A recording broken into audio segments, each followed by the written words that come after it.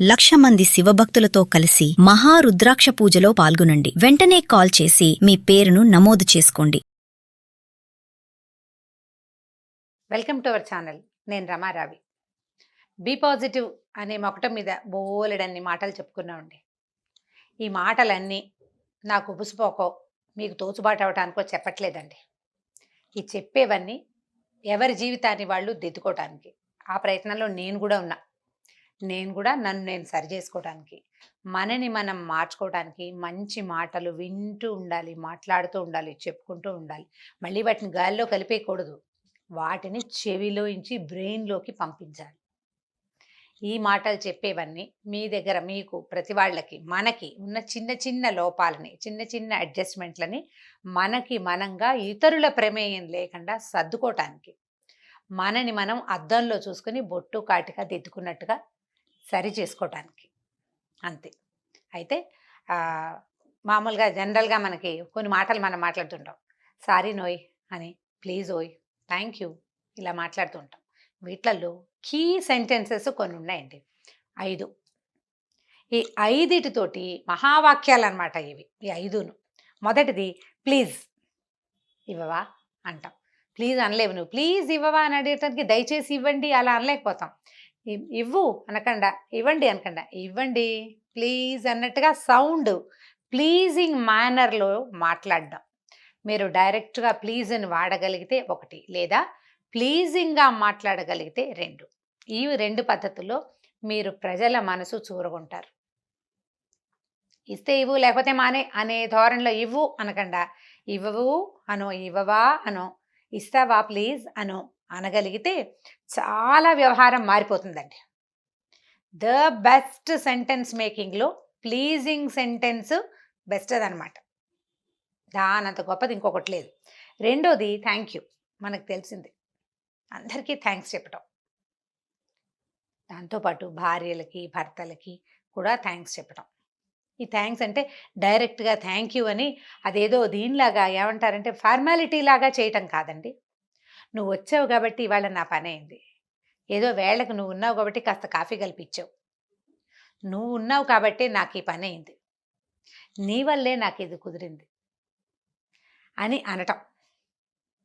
డైరెక్ట్గా thank you అని చెప్పలేకపోయినా, లేదా చెబితే ఏదో కృతజ్ఞంగా ఉంటుందని అనిపించినా కూడా కృతజ్ఞతాపూర్వకమైన వాక్యాలని వాడటం అలవర్చుకోవాలి ప్రతి వాళ్ళును.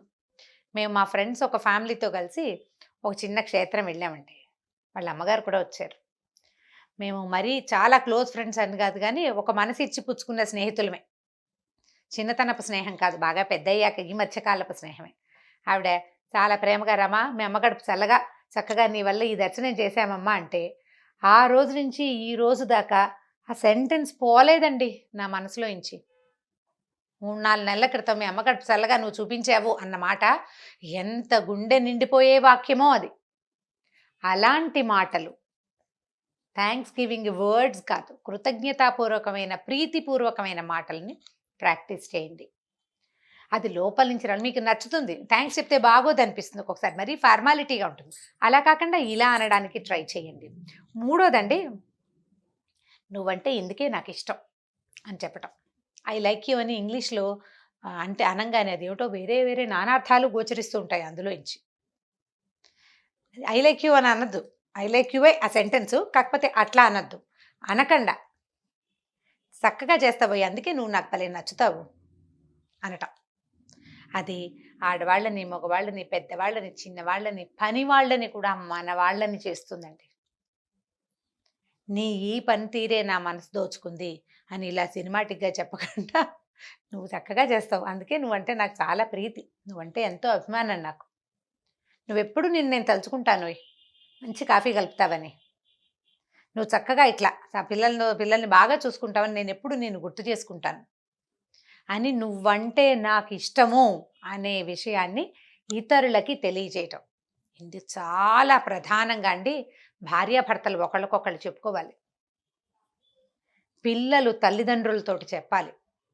అమ్మా నాన్నలు ఎలాగో వాళ్ళు చెప్పక్కర్ల, వాళ్ళు చేసే పనులు అలాగే ఉంటాయి కాబట్టి అందరూ చెప్పాల్సిందే. ప్రతి వాళ్ళు మన పని వాళ్ళతోటి, మన కాలీగ్స్ తోటి, మన సబార్డినేట్స్ తోటి ఎప్పుడు ఈ రకమైన ఇలాంటి మాటలు గనక మాట్లాడితే నీ ఈ పద్ధతి నాకు నచ్చుతుంది అని తెలియచేస్తే వాళ్ళు మన వాళ్ళు అవుతారు.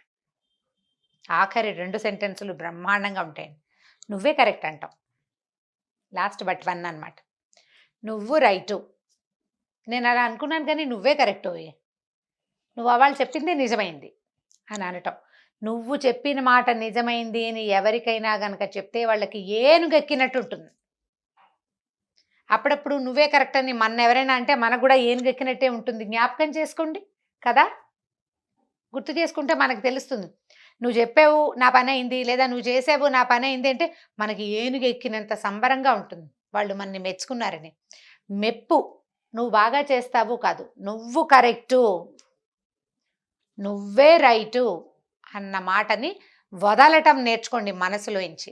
మనకి వాళ్ళే కరెక్ట్ అని తెలిసినా ఒప్పుకోవు, మన బుద్ధే లాంటిది, మానవ సహజం.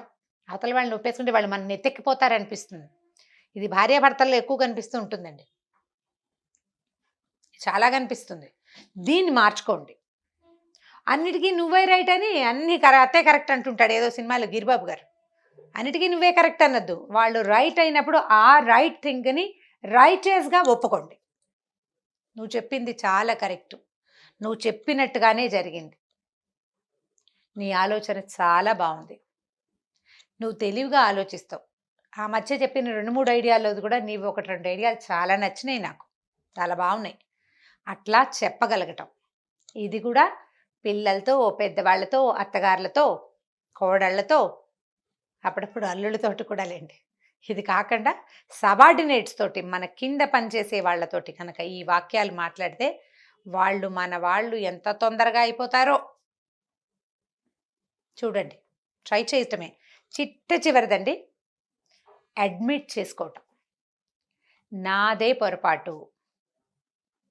మిగిలిన పై 4 కంటే అత్యంత కష్టసాధ్యమైన కథ ఇది, చాలా కష్టం. నాది తప్పు, నేను పొరపాటు చేశాను అని ఒప్పుకోవటం. జీవితంలో కొన్నిసార్లైనా ఈ అడ్మిట్ చేసుకోవటం అనేది చాలా మంచి సంగతి అండి, చాలా ఉపయోగపడుతుంది. ప్రతిసారి నాదే తప్పు అనద్దు, ప్రతిసారి మీదే తప్పుగా చేయొద్దు. అసలు జాగ్రత్తగా ఉండండి. ఎప్పుడైనా మీది తప్పయి అవతల వాళ్ళది గనక ఒప్పైతే దాన్ని ధైర్యంగా, నిజాయితీగా, సాహసంగా ఒప్పుకోండి. మరోసారి ఒప్పుకోవాల్సిన స్థితి రాకుండా జాగ్రత్త పడండి. తప్పులు చెయ్యొద్దు. నాదే పొరపాటును రోజు సాయంకాలం అవ్వగానే తాగేసి వచ్చి పొరపాటు చేశాను అని మర్నాడు పొద్దున్న సారీ చెప్పడం కాదు, అది కాదండి.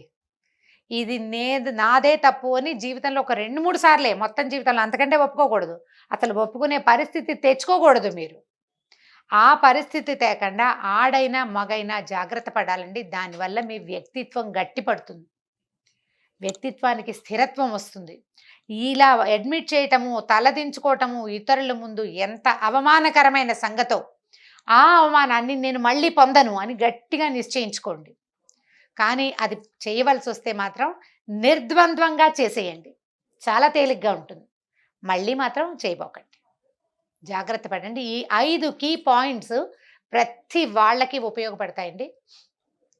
చాలా సందర్భాల్లో మనం థ్యాంక్స్ చెప్పటము, ప్లీజ్ అంటము, నువ్వు భలే బాగా చేస్తావంటము, నువ్వు కరెక్ట్ అంటము సాధారణంగా జరిగిపోతూనే ఉంటాయి.